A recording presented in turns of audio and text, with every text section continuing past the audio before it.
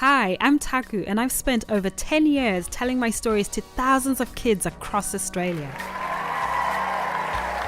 Now, I'm making my first kids' TV show, but here's the thing. I don't have a lot of money, I've never made TV before. Please explain. And I've never even been to film school. Yeah, I know. It sounds ridiculous, but that's why I'm doing this podcast. You'll hear how I'm working with the best in the business, how I'm finding the money, and all the behind-the-scenes stuff no one tells you about. This is 2 Words with Taku. Let's learn this making TV thing together.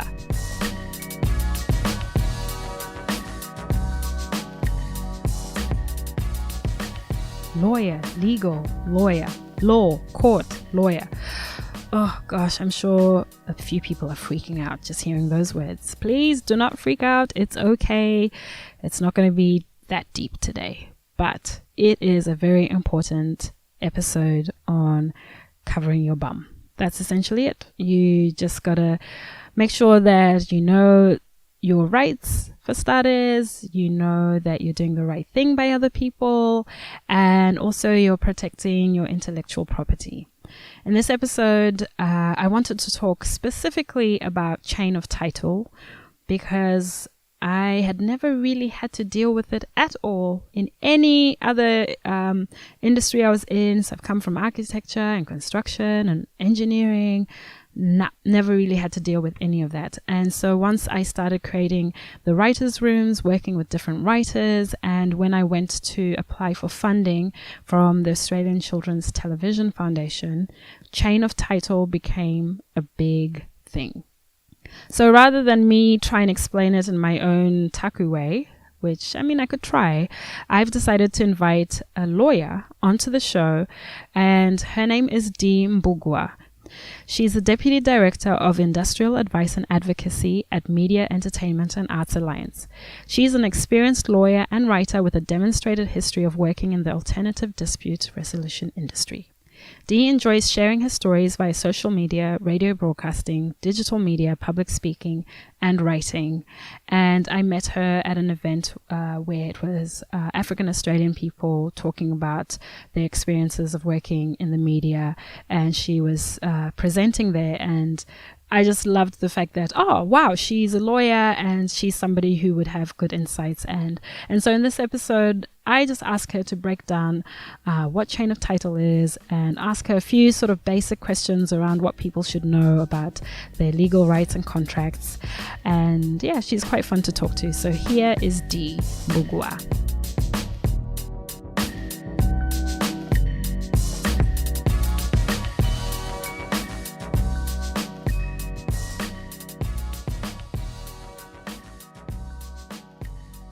All right, so tell us a bit about yourself and your work.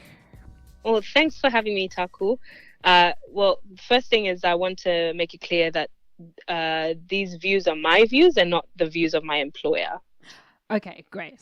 Yeah, no problem. And I guess that works because I know you personally. I met you, and then that's why I asked you to come on, because I know you're, experienced in the legal side of things. So that's fine. Yeah, sure. Yeah, that's fine.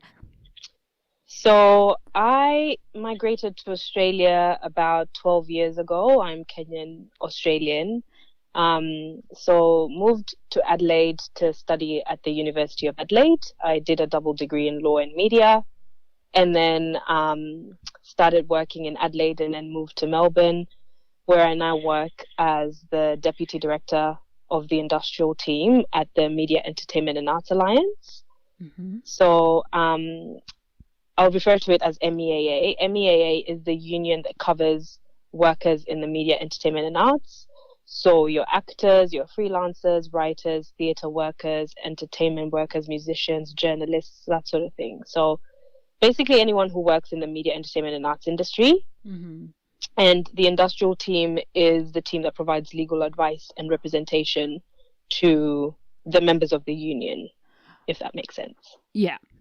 So if someone is an actor and then they need some legal advice, they call you up, and then Absolutely. That's your team that talks to them. Okay. Yeah, no. So we've got a call center. So they call the call center, and then the matter gets referred that way. Oh, okay. So Yeah. there's a centralized call center, and then depending on the matter, it's allocated to the appropriate team member. Okay. But within your Yeah. team. Yes, Okay. within the industrial team. Ah, okay. Wow. And Yeah. so what does a typical day look like for you? Typical day looks like either returning emails. I'm always putting out fires that I don't want to spread. So, for example, trying to stop workers from being dismissed, trying to negotiate exit packages, trying to come to reasonable terms with employers, trying to negotiate work health and safety issues, that sort of thing. So, a typical day for me is very non-typical in the sense that I don't have a day that looks like another, because you never know when a worker is going to be dismissed. You never know when a worker is going to be pulled into a meeting.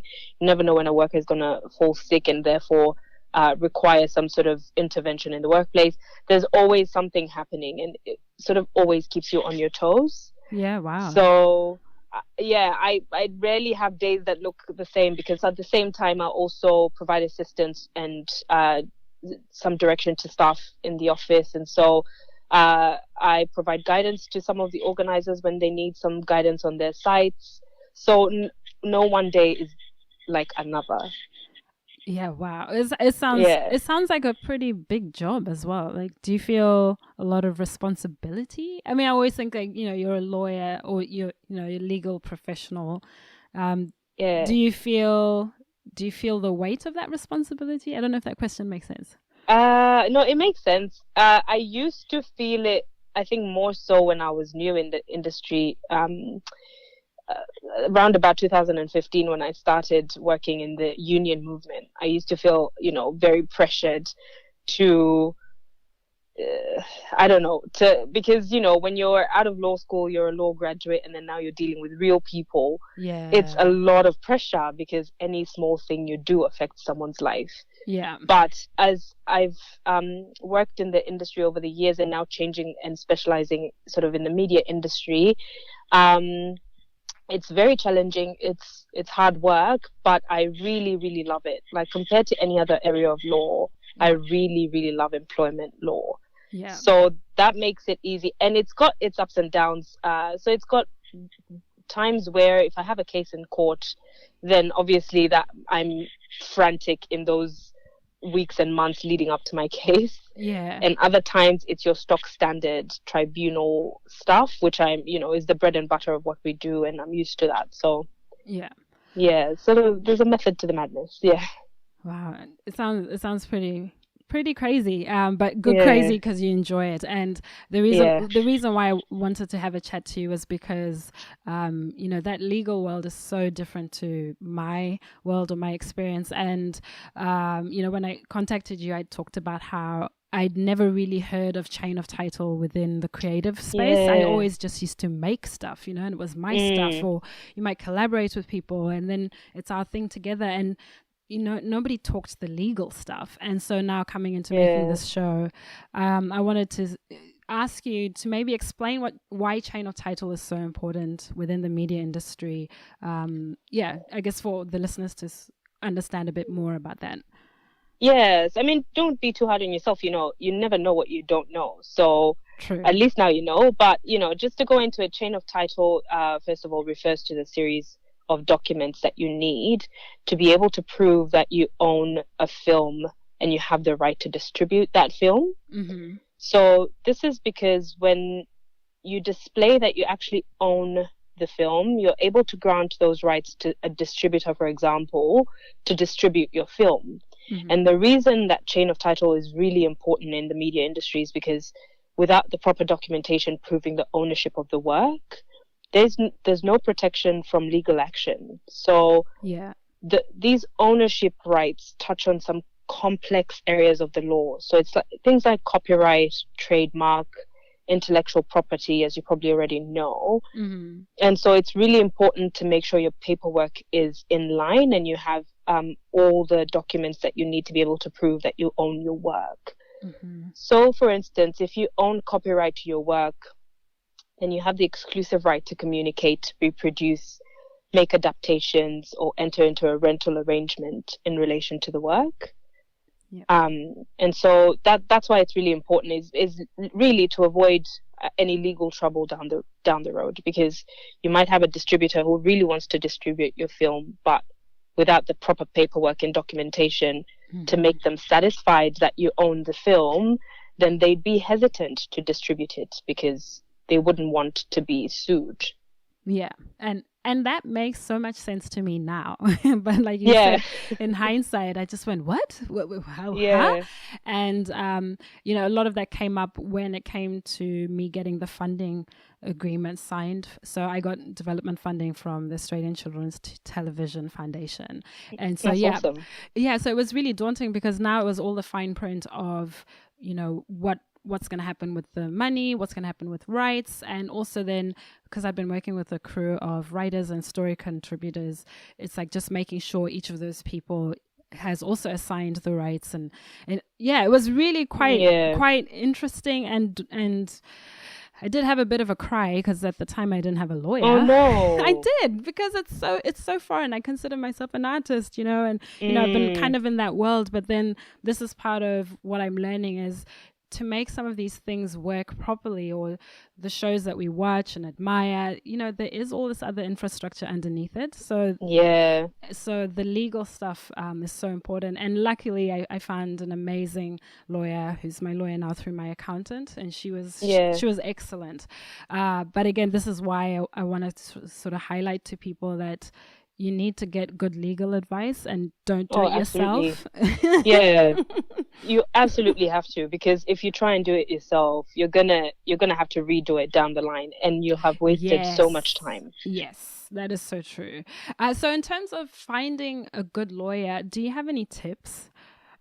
I mean, if you work in the media, entertainment, and arts industry, then you should join the MEAA, because the industrial team comprises of legal practitioners who practice industrial law, employment law, basically, and we represent our members in tribunals and courts at no extra cost. So you pay your membership and you get your representation. So we're not charging you per hour like private practice lawyers would.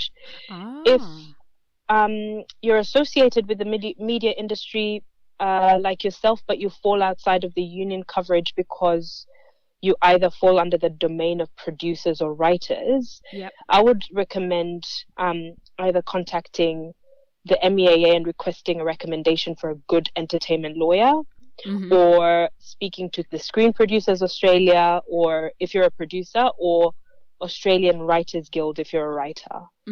Yeah, and in fact, they the last one, SPA and the AWG, they really have good resources, even in terms of contract templates and things like that, which even give you a sense of the language that you need to be aware of before you start committing to things. And like that's right. So, and as a union, we negotiate agreements on behalf of actors with these bodies, and so we definitely have the contacts in the industry where if we don't cover you, if we can't provide certain services for you, we definitely know how to recommend services or where to point you in the right direction for where you're located in Australia. So that's the other thing to consider.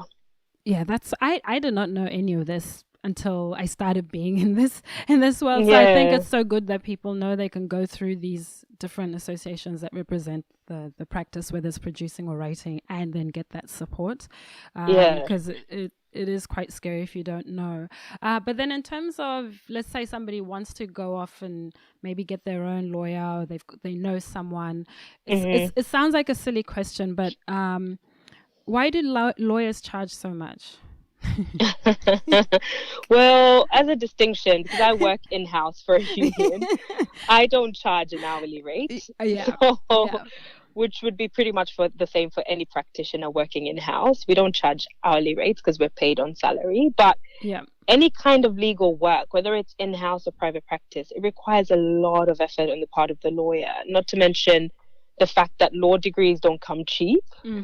As a lawyer, you're investing years and years of your life to continuous learning. So on top of our legal qualifications, we have to maintain continuous professional development. So every year we have to complete a minimum of 10 hours of learning in various areas of the law. in order to maintain our practicing certificates. All of that costs money. Like the 10 hours of legal courses costs money. Yeah. The practicing certificate costs money every single year. You have to keep on top of legal trends, so you have to keep an eye out on cases that are similar to your client's case or similar to your member's case that are in the court at the moment, what the outcome of those cases are and how that affects your client. I mean, it can be a really taxing, really expensive process to keep up with the changing developments in the law. And it doesn't stop there. We have to comb through pages and pages of legislation and precedent and make sure that we are actually providing the best advice to whoever we're representing. So we, at the same time, also take on a lot of vicarious trauma in relation to the matters we're dealing with, because we have to run around, make sure all our submissions are in on time, deal with sometimes really challenging matters, go back and forth with opposing solicitors or counsel. So it's not a small exercise. Yeah. And that's why it costs what it costs. Yeah. Right. So a lot of lawyers or law firms would also be paying a lot of money for access to legal databases. Okay. So this is where you can quickly go in and research a case, and you've got it on your computer, so it's easy to take with you. So there's a lot that goes into being a lawyer. So I guess that's what sort of correlates with the fees, is that the amount of work we do, it's never ending reading, never stop reading as a lawyer. So I always say anyone can be a lawyer if they like to read, because okay, you will be reading your whole life. And I love how you answered that so frankly, because that's something that does come up is, people don't want to pay, or they think if it's too expensive, then they can't afford it. And so they try and take shortcuts as well. So and we always, oh, sorry, I cut you off. No, go for it. No, I was going to say, we always come across people who've gone through those shortcuts, like you say, and then they end up getting extremely disappointed or end up getting a completely horrible result, as opposed to investing in a good lawyer or good representation early on and getting it right the first time. Yeah, and that makes sense. And I guess that's even part of planning, if you are going to go the route of committing to the art form or forming a company or working with other people, that you have to account for that. And that's definitely something I've learned even in terms of business planning, is that, legal fees is an actual part of, funding or, budgeting for these projects to come to life. And the good thing is some of the funding agencies then do give money for legal fees as well. So that's also good for people to know that you can also still get support when you're applying for things to cover those costs if you need them. Yeah, and there's avenues as well for people who have financial hardship. So there's always a way to access legal services. It's just utilizing your networks and making sure that you're getting the information that's right for you. Yes. Yeah, so true. And let me have a look. Okay, I'm being a bit facetious here, but are good lawyers are good lawyers free, and are free lawyers good? I think just like anything in life, what you get is directly proportionate to what you put in. Unless a really experienced lawyer is taking on some pro bono work, legal advice and representation is usually not free. So if you want a good lawyer, you want good legal advice, do your research, find a lawyer that comes highly recommended. Be frank with them if you have financial issues, because sometimes you can approach a senior lawyer and you don't have the money to pay them, but you can afford a junior lawyer, and they can recommend a junior lawyer for you. So talk to them and be honest about your financial position, rather than trying to get free advice, because you like anything, you will get what you put in. Yes. So that's good feedback. Jumping then back to, okay, now you've found your lawyer and you've gotten your contract or your agreement from whatever entity you're talking to. What are things that you should look out for? Any general tips or red flags or anything that you can sort of share around contracts and funding agreements?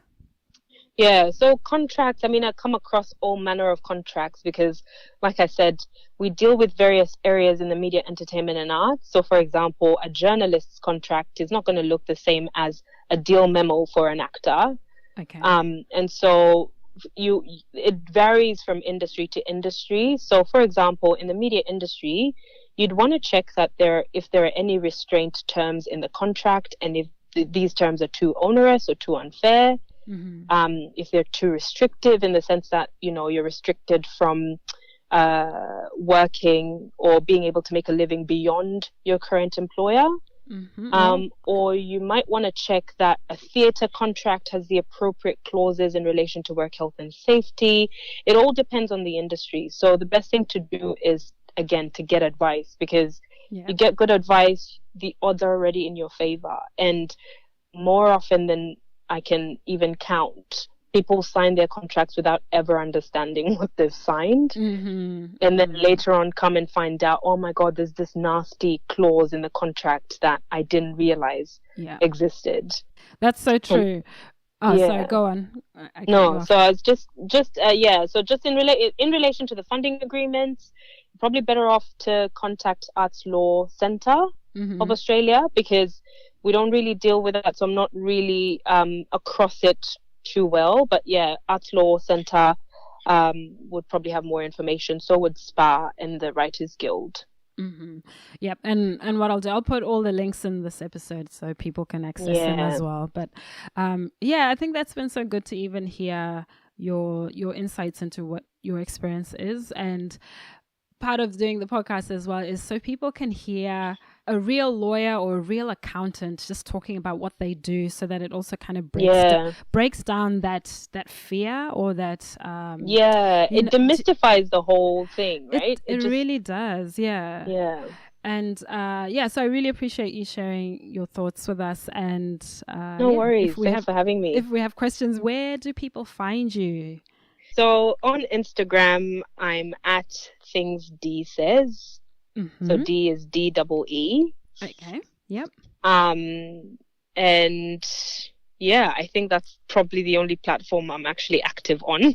So same. That would probably be the best way to reach out. Oh, okay, that's great. Thank you. I'll put that link in the show notes along with all the other ones you mentioned. Thanks, Dee. Absolutely. Thanks, Daphne. No worries. You're listening to 2 Words with Taku.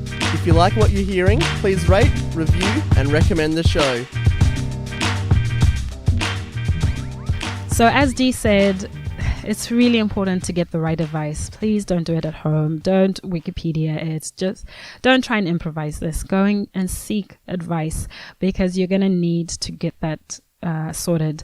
There's no way you can proceed forward without doing all the contracts. There's agreements. There's all these things that you need to be aware of. And then also, I've now found that my lawyer, she's amazing. She is my advocate. So she can ask me, in sort of layman terms, okay, so what do you want to do? What is it? And then she can go off and read a contract or an agreement and be like, nah, then that doesn't say this, or this, think about this.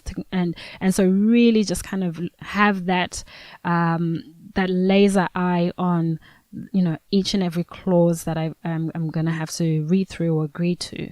And it's really honestly quite reassuring for me, because that was something that overwhelmed me at the beginning.